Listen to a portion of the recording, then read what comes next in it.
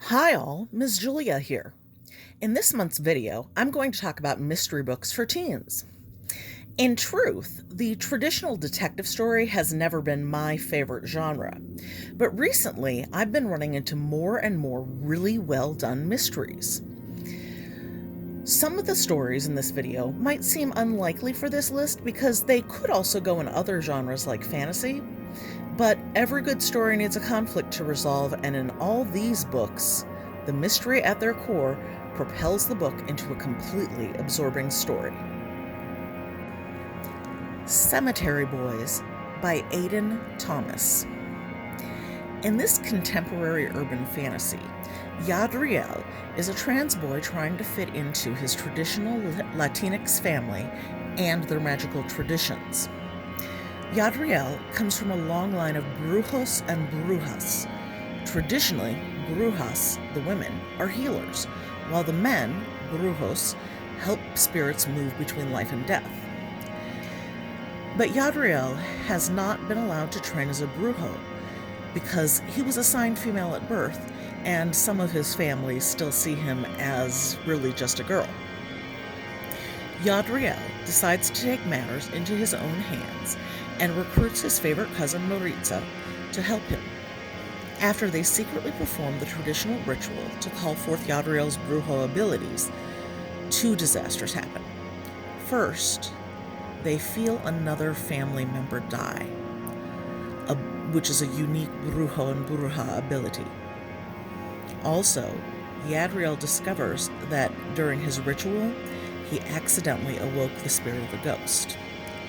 The ghost's name is Julian, and he's been the school's resident bad boy.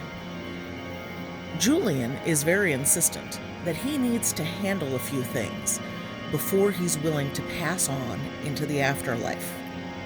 Yadriel now has to figure out how to get rid of this ghost without anyone discovering what he did, while at the same time trying to figure out exactly what happened to his cousin that died. And could the two deceased boys be connected somehow? It's up to Yadriel and Milissa to put the puzzle together. The Diviners by Libba Bray. Evie O'Neill has been exiled from her boring old hometown and shipped off to the bustling streets of New York City, and she is positively ecstatic. It's 1926, and New York City is a dream come true. Or it would be if she didn't have to live with her Uncle Will and his obsession with the occult. Evie's worried that her uncle will discover her darkest secret, a supernatural power that has only brought her trouble so far. But when the police find a murdered girl who's been branded with a cryptic symbol, Will is called to the scene. Evie realizes her gift could help catch a serial killer. As Evie jumps headlong into a dance with a murderer, other stories unfold in the city that never sleeps. A young man named Memphis is caught between two worlds.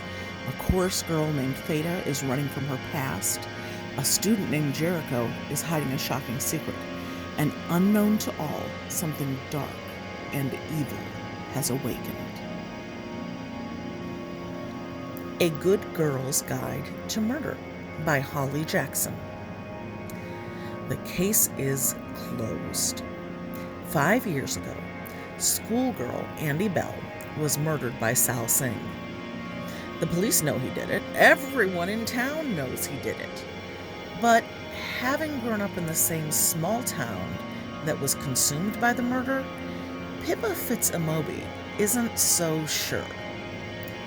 When she chooses the case as the topic for her final year project, she starts to uncover secrets that someone in town desperately wants to stay hidden. And if the real killer is still out there, how far will they go to keep Pip from the truth?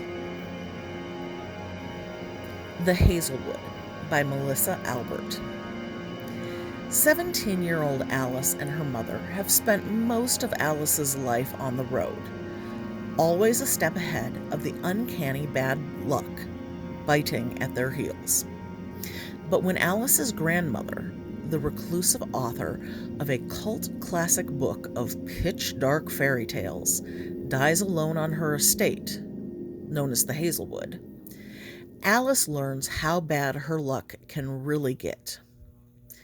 Alice's mother is stolen away by a figure who claims to come from the hinterland, which is the name of the cruel supernatural world where her grandmother's stories are set. Alice's only lead is the message that her mother left behind. It said, "Stay away from the Hazelwood." Alice has long steered clear of her grandmother's cultish fans, but now she has no choice but to ally with a classmate, Ellery Finch, a hinterland superfan who may have his own reasons for wanting to help her. To retrieve her mother, Alice must venture first to the Hazelwood and then into the world where her grandmother's tales began, and where she might find out how her own story went so wrong. I Am Princess X by Sherri Priest. Once upon a time, two best friends created a princess together. Libby drew the pictures, May wrote the tales, and their heroine, Princess X, slayed dragons and scaled mountains in their imaginations. A few years later, though, Libby was in a car accident with her mom, driving across the Ballard Bridge on a rainy night, and when the car went over the side, Libby passed away, and Princess X died with her. Now, May is 16 and lonely, wandering the streets of Seattle, when she sees a sticker slapped in a window that looks exactly like Princess X. Suddenly, May starts to notice the princess everywhere, on stickers, patches, graffiti. It turns out there's an entire underground subculture focused around a webcomic at IamPrincessX.com. The more May explores the webcomic, the more she sees disturbing similarities between Libby's story and Princess X online. And that means that only one person could have started this phenomenon, her best friend Libby, who must still be alive. Can May find her? The Inheritance Games by Jennifer Lynn Barnes. Avery Grams is a wickedly smart high school student struggling to make it in a world that seems stacked against her. Her mother's gone, her father left. She lives with her older sister, who has her own issues, and she works her way through school, aiming to earn a college scholarship. So it is a total shock when she is informed that she needs to fly to Texas to attend the reading of a will because someone has left something to her. The weird part? She has no idea who the guy was that included her in his will. His name was Tobias Hawthorne, and the surreal part is that he was a billionaire who left almost all of his fortune to Avery for no apparent reason. Hawthorne left only small amounts of money for his surviving daughters and 4 grandsons. There is also a clause in the will that says Avery must live in Hawthorne House for 1 year to seal the deal and keep the inheritance. And if it wasn't bad enough to suddenly be thrown into the national spotlight, it turns out that Tobias Hawthorne was a lover of puzzles who left some behind for his grandsons to solve. But Avery is just as quick and clever as the Hawthorne boys. Who will figure out why Hawthorne designed his will this way, and will Avery survive the dangerous fortune hunters and resentful disinherited family she must now share a home with?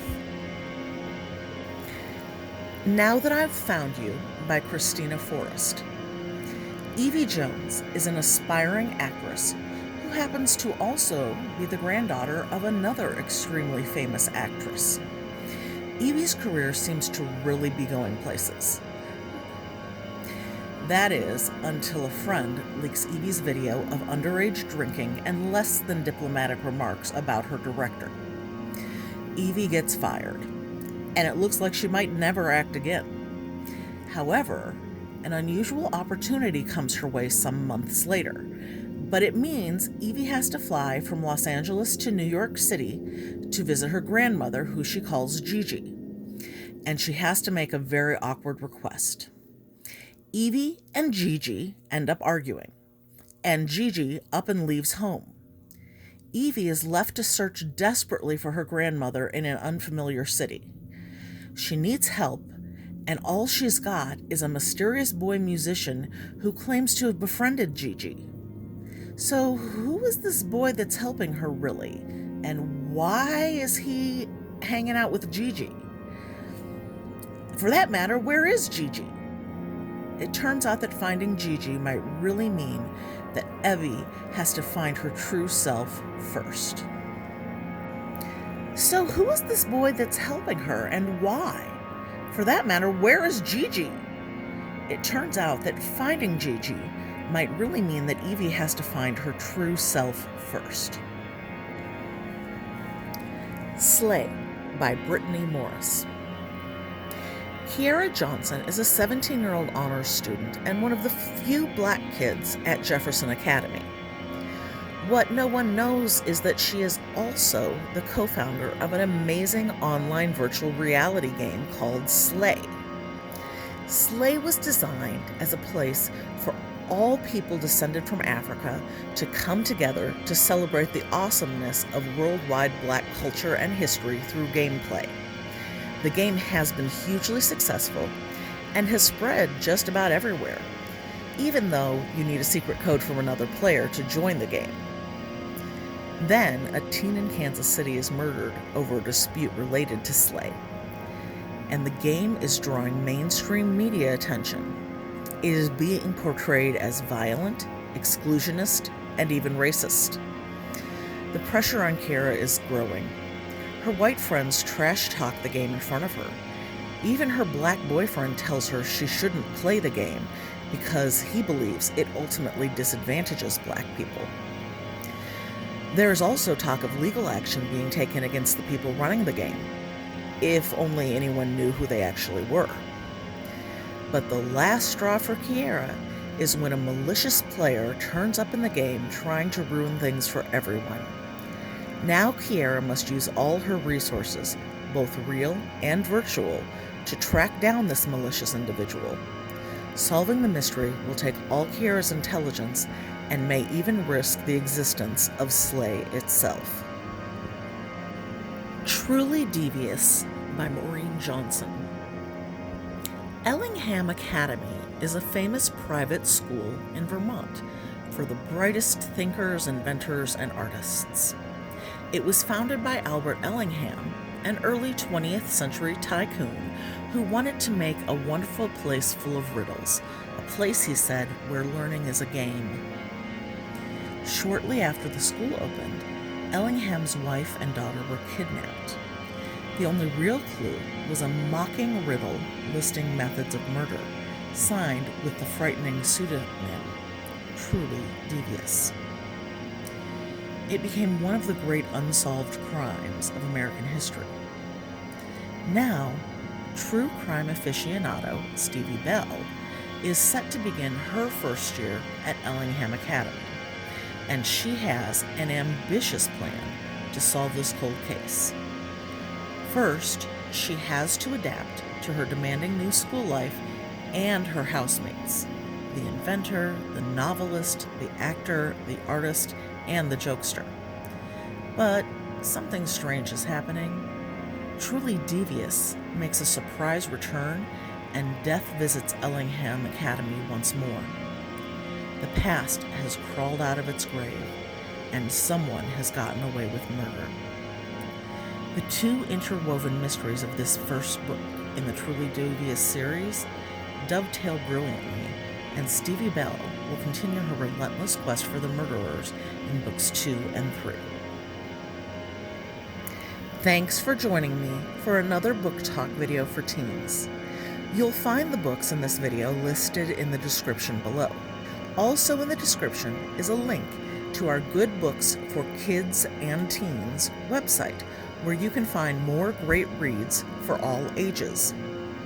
Remember to hit subscribe to stay up to date with the library's videos, and you can follow us on social media using the links in the description. Happy reading, everyone!